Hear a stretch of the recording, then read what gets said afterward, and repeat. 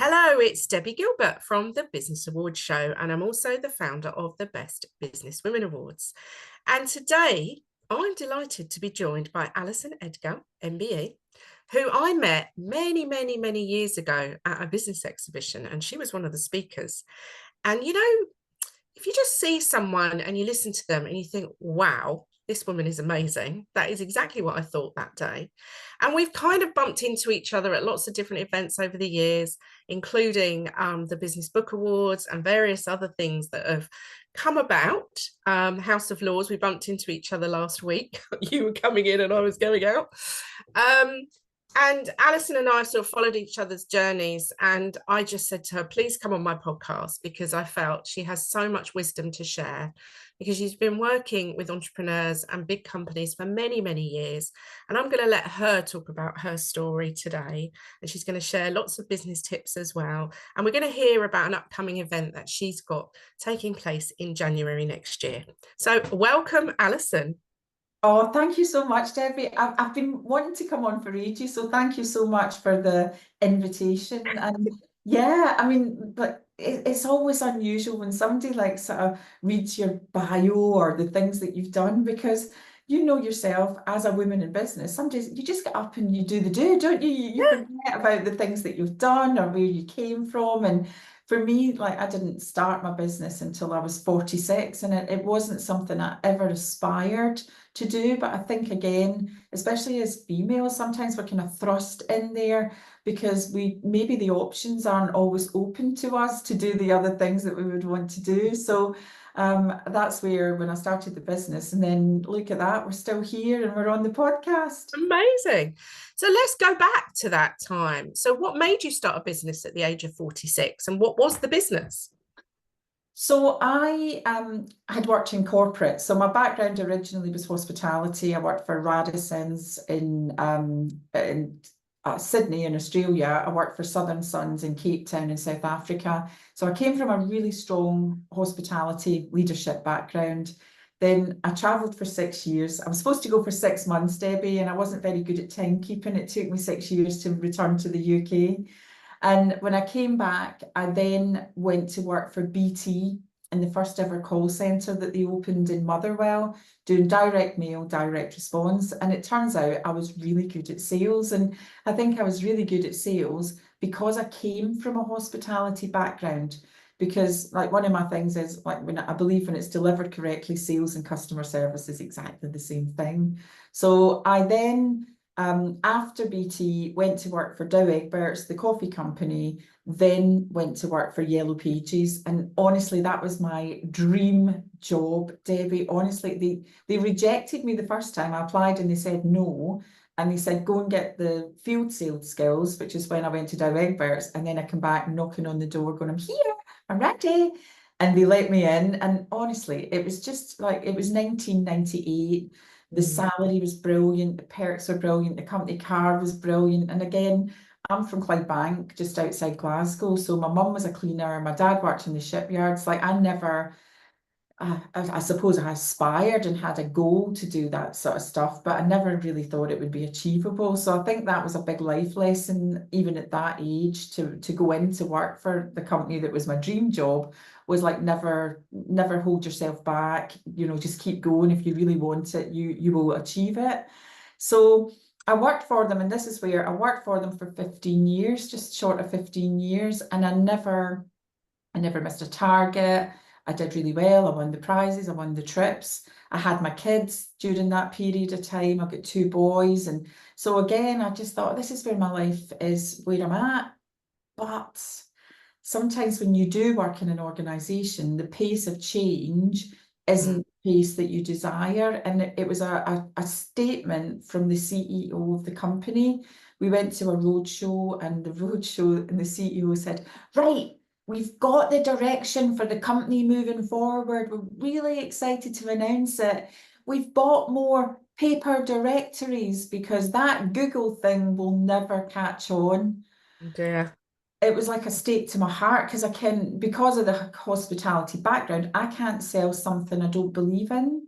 So I thought, what on earth am I going to do now? And I was heartbroken, Debbie. I was at a real conundrum really like stressed about it because again, I had young kids. I didn't want to go back and work full-time sales. Didn't want to work in an industry that I didn't know. I was like, oh, I have no idea. So again, I think it's great, especially as females.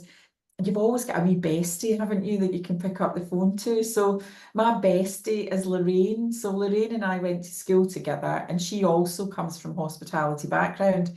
And I phoned Lorraine and I said, I'm breaking my heart here. I don't know what I'm going to do. And she's like, that's really easy. You're going to set up your own sales training company to get people to sell the way that you do. And of course, then the voice, you're not clever enough, you're not smart enough. What do you know about business? Who's going to listen to you? Blah, blah, blah. You know, it was shouting really loud in my ears. And I thought, look, what I'll do, I'll set up and I'll do the seesaw thing, which I recommend that all startups do. So I was working part-time with Yale, and then I set the business up part-time. And then when the business started to seesaw, the money was coming in from the business, I then gave up work. So that's where, again, I think for me, that's always a good way for people to start their business. Call it the side hustle, call it whatever you like, but it takes the pressure off you. And if you are going to fail, you've still got some salary coming in that will help you to fail fast. So that was all going amazing. And I think this is where, you know, we know a lot. At that time, there was a lot of government funding, wasn't there? So like there was growth vouchers, growth accelerator, and I could then help small businesses to sell their products and services, but I could also make a living, employ staff, grow the business, you know, to a little micro business. But again, really working together, creating a great team. And then, of course, we all know the story, Debbie. The funding was pulled, and it's like, oh, what now? What am I going to do now?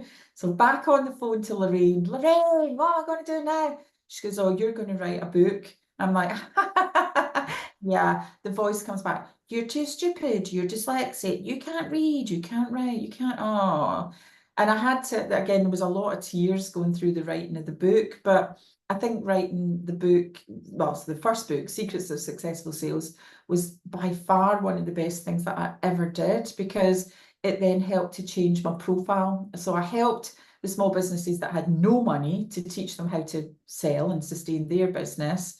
But the book went on to be an Amazon #1 around the world. And you and I know that, you know, we can all make that happen.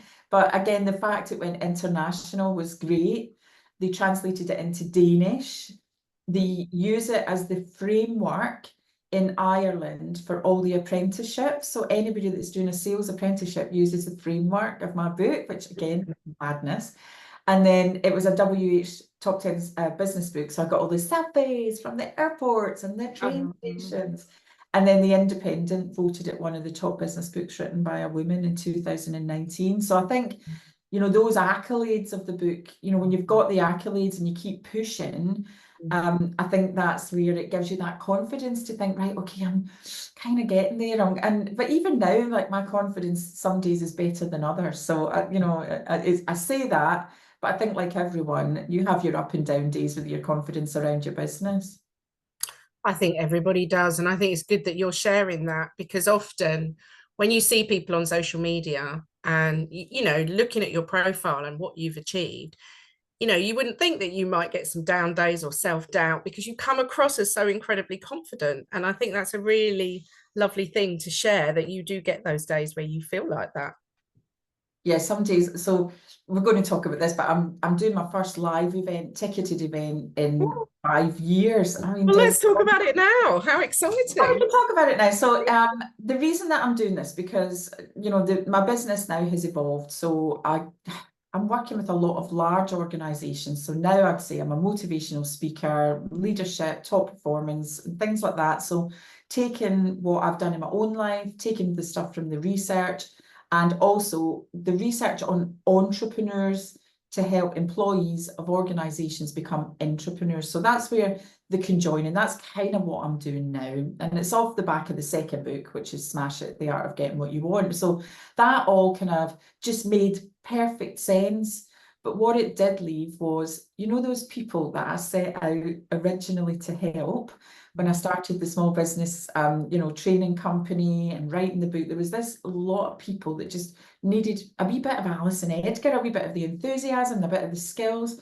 And they've been abandoned for 5 years, Debbie, right? I haven't done anything live. I haven't done anything ticketed.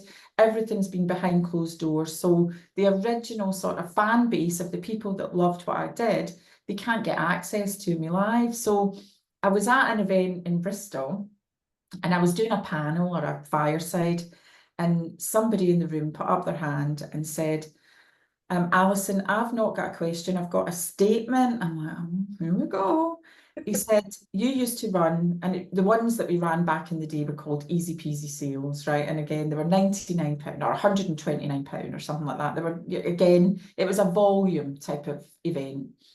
And he said, Claire from my charity, you gave her a free space. So I always give free spaces to charity because I want to enhance the charities. And again, it's a bit like if you give them the rod and the bait, you can teach them to fish rather than just donating. So I would always give those skills. Anyway, he said, you transformed Claire's life completely, Alison, completely transformed her life. But not only did you transform her life, you transformed the charity. And then not just the charity, but the people the charity helped. They could help more people because of the skills that I had given Claire. Debbie, I just started crying. I literally just, I mean, surely that's what you do. That's why you do what you do, is to make that impact. So I came back and told Jazz and Rebecca, who were my team, and they went, well, you know what that means? You're going to have to run a live event. And so we've got it in Bath at the Apex Hotel in Bath on the 16th of January, and it's called Smash It Live. And again, it's a day full of skills to give confidence, to give actionable takeaways, and to give skills in people's business. But I've got a great MC who's also in a Take That tribute band, so it'll be great fun, really upbeat. But I tell you, Debbie, during this journey from when we booked to now, and we launched, and we have sold, sold a good amount of tickets. It's on course, but the number of times I just felt like saying to the girls, just cancel it, just cancel it. This is just like, what happens if people don't come, and what happens if they don't like it? Blah, blah, blah. And the girls, honestly, you always need somebody in your corner that makes you realize. And the girls like, well, if you can't motivate yourself, you can't motivate us. So you better get your backside in gear and get motivated and get loving Smash It Live and get selling those tickets, because we won't be motivated if you can't do that. So again, people might turn around, and this is where I think, sometimes as well, especially in the business community and women in business community, so many people talk BS. They don't tell you behind the scenes. It's like, oh yeah, I've sold 1 million tickets and we're all going to be millionaires, blah, blah, blah, blah.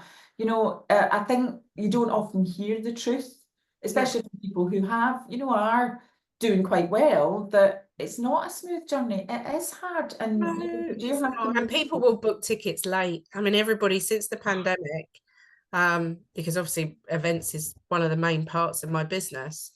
I've just noticed how everyone thinks they can book something like your event the day before. So you have to stress to them, no, you've got to book by a certain date because we've got stuff to organise and, plan. And even with me, with the Best Business Women Awards, which is in 3 weeks' time, and I've still got people saying, can I let you know next week if I want a ticket? And it's like, no, it's going to close this week because we've got a lot to do. So I think people put out this stuff about, like you said, I mean, it is business BS. There's a lot of business BS out there. But I think your event will be real, and that's what I'm looking forward to. It will be the hard, honest truth with loads and loads of tips and information. And I think that's what I've always loved about you. You're not full of all the gloss and glam and look at me, that we see, because it's just misleading. And I really hate those posts that say, work with me and you're going to earn £10,000 a month and all this stuff. Honestly, it makes me want to vomit in a bucket, Debbie. And I think it's sad, because to me, that's where the reason that they would maybe make £10,000 a month is teaching people to make 10,000. It's just part of a big pyramid spin. I had a phone call with someone yesterday who has so far spent £60,000 on various courses, coaches. I mean, it was eye-watering the amount that she'd spent, and really hadn't got that much further forward. Is now working with somebody that she thinks is really beneficial, but she spent £55,000 already. She's spending 5,000 with this coach. So the total amount, £60,000. And I mean, that is an eye-watering amount of money. I And mean, what to me, the only way that for most people to make that money back is to then follow that pathway and go, do you want to make I X know, amount of and it's a money? bit of a And I cycle, think, isn't it? I mean, the thing I find quite sad, because I feel it's all aimed at the broken or the vulnerable, and especially from a female perspective, that I think, you know, there's this, if you're going through, again, you know, you look back, I'm 46, I'm in a job that I just don't really know what I'm doing. I'm like, oh my God, I've got 2 kids. And touch wood, like, it was my wedding anniversary yesterday. I've been married to Neil for 27 years. I've been with him for 30.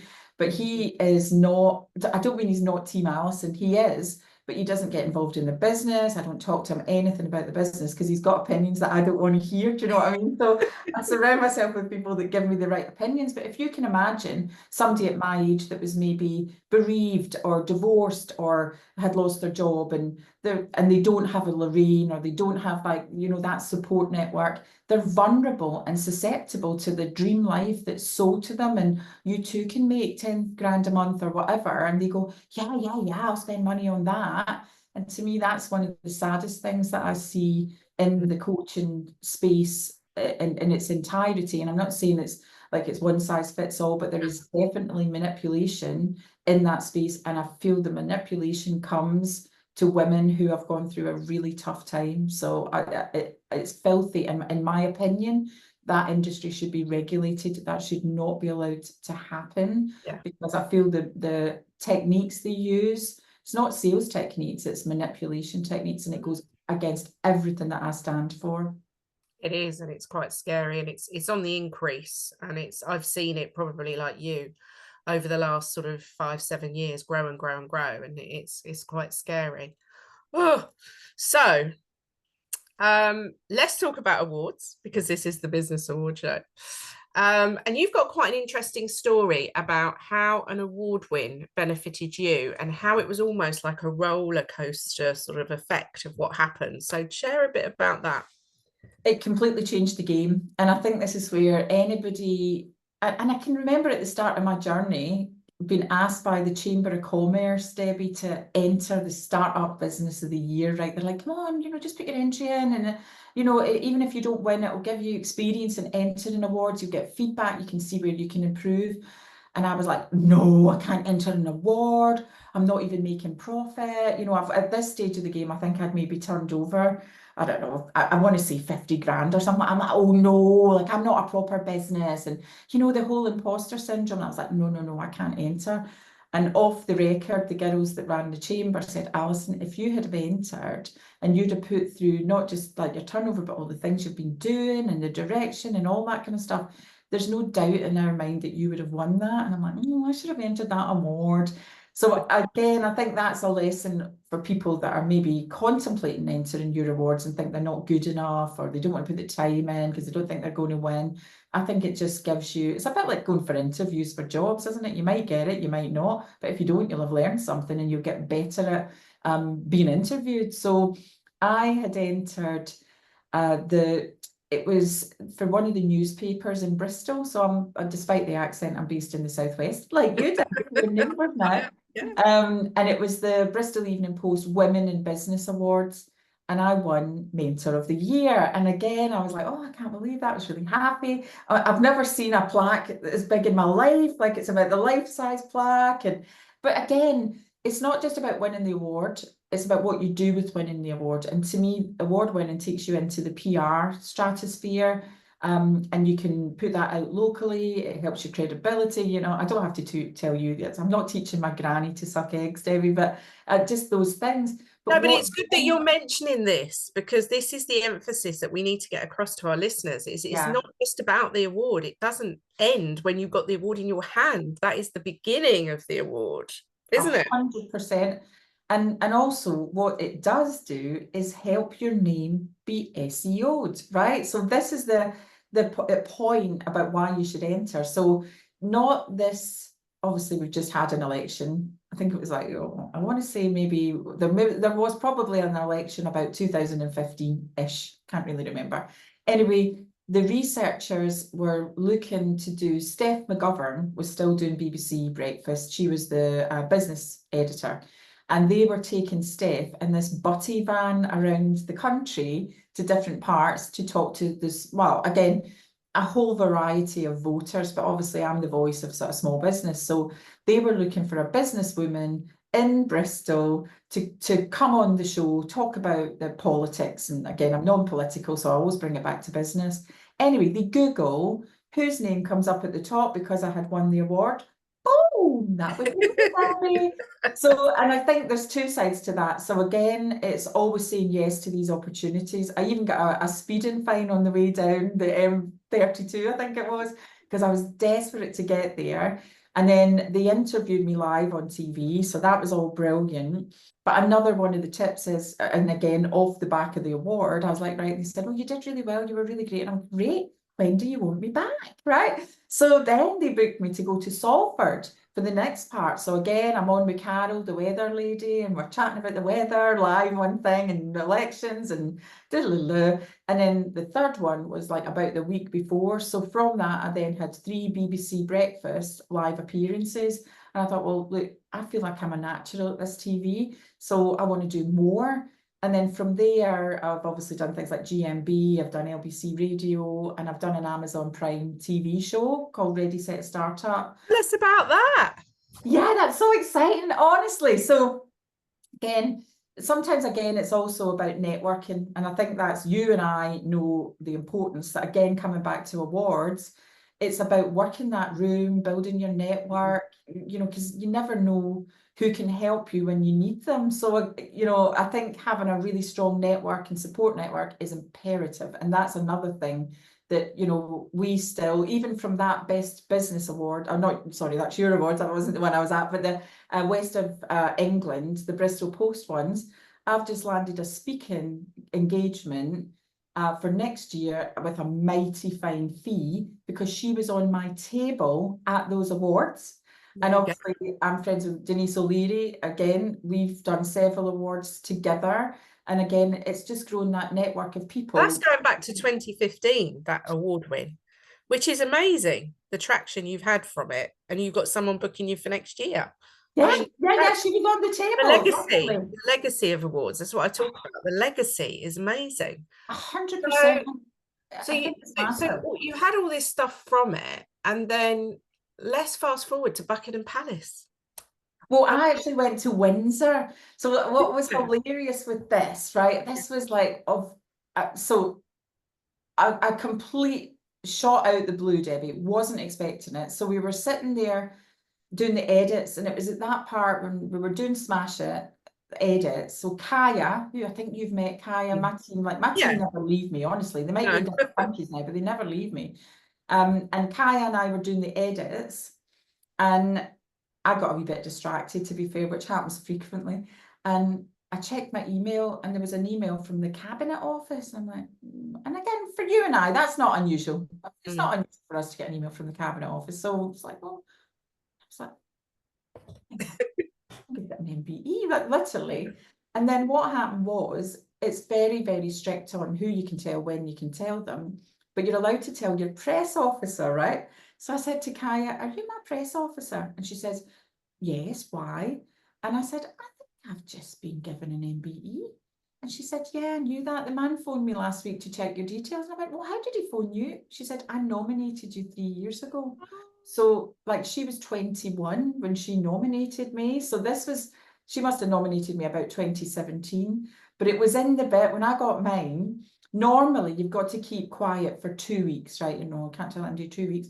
5 months, Debbie. I had to keep quiet for 5 months. So and then it was in Windsor. And that must be hard for you, Alison, let me say. So hard for me, literally. Not putting anything on my socials. How did I cope? But what was really funny, it was Prince William. So when you go in and you get your honour, they're kind of prepped. So they'll come in and they'll like read a statement. So he would go, oh, Debbie, Best Business Award, a Women's Award. And you would then pick up the conversation. So he said to me, oh, Sales Coaching Solutions. And I said, yeah, that's my company name, but I'm known as the entrepreneur's godmother. And he laughs and went, I said, and actually, sir, we have met before at one of Deborah Meaden's events. I said, we were at the Tusk Ball, and he said, oh yes, Deborah does a great job. The Tusk Ball's amazing. He said, Alison, I don't remember people as much because I meet so many, but I do remember the event. He said, was that at Scion Park? And I said, yes, it was. Yeah, Scion Park. And he said, I've got an entrepreneurial charity that I run called the Earthshot Prize. He said, maybe that would be something you would like to get involved in. And I said, yes, sir, that sounds like something I would like to get involved in. I said, how do we make that magic happen, sir? I said, well, I get my people to contact your people. And he said, that's a great idea, Alison. You get your people to contact my people. So out of the blue then, and we're still waiting, because obviously there's been a lot of changes, and obviously a lot been going on in the royal family. But I had a call with his main advisor that runs the Earthshot, and she said, do you know what, he doesn't really remember people, but he remembers you. So again, like, you know, coming back to networking and business awards and how you take that legacy forward. It's about, you know, having memorable conversations with people. It's about, you know, really building those relationships, because you never know where they're going to lead you. No, and I mean, that's the thing with you. I think you're somebody, I think, that sees opportunities and then seizes them. All And I the think time. that's the thing with you, and what I've always admired about you. And you're an action taker and a doer, and I love an action taker. So you've Yeah. also done a TEDx talk as well, haven't you? Tell us I've about done, that. I've actually done two, but the first one was not so great. So again, coming back to, you know, like knocking on the door of Yellow Pages twice, like the TEDx that I did, I wasn't really a speaker at that time, Debbie, and it wasn't great. But again, we've probably got another mutual friend, Bernie Davies, who runs TEDx Swansea. Bernie and Mark run TEDx Swansea, and I mentor Bernie. So she said, look, would you like to do another TEDx? Because I know you weren't 100% on the first one. I'm like, yes, please. So again, I went all the way to Swansea, and I had to practice because of the dyslexia. I really struggle. Retaining information is hard for me, which is where, like, doing anything like this where it's off the cuff, I love it. I'm great at it. But when it comes to learning like a script or anything like that, it's really hard. So we practiced super hard, and the event went really well. And the TEDx has done, you know, it's had a lot of views, I think over 100,000 views. So I'm really happy with the results on that as well. Oh, it's just incredible. You've done so many things. So let's talk about some business tips. What you would advise anyone listening to this. I mean, I think you've already shared quite a lot, actually, but anything that you think you haven't shared already. People listening, just maybe they might already have their business and they're feeling a little bit lost, or they might not have even started their business yet. What sort of advice would you give them? I've got so much advice. So I think first of all is you set your goals, right? Set your professional goals, set your personal goals. Why do you want to start a business? Because I think a lot of people default into it, but they haven't really got a strong enough purpose. And then when the going gets tough, it gets tough and they have to bow out from it. So it's the purpose and the reason. So again, for me, the purpose and the reason was I knew I had skills that I could help other businesses. So to me, that's where on the days where I didn't want to do it, I felt it was really hard. I felt like giving up. I went, well, other people need me. I've just got to keep going. So I think set your goals, make sure they're smart, make sure you break things down. So for me, to do a TV show was definitely something that I really wanted, and not to be famous. So I think this is a really poignant part. It's not that I want to do like come dancing or the ice skating thing or the jungle thing. I don't want to be famous for being famous, and I don't want to monetize from being famous. But what I want to do is, if people do not know who I am,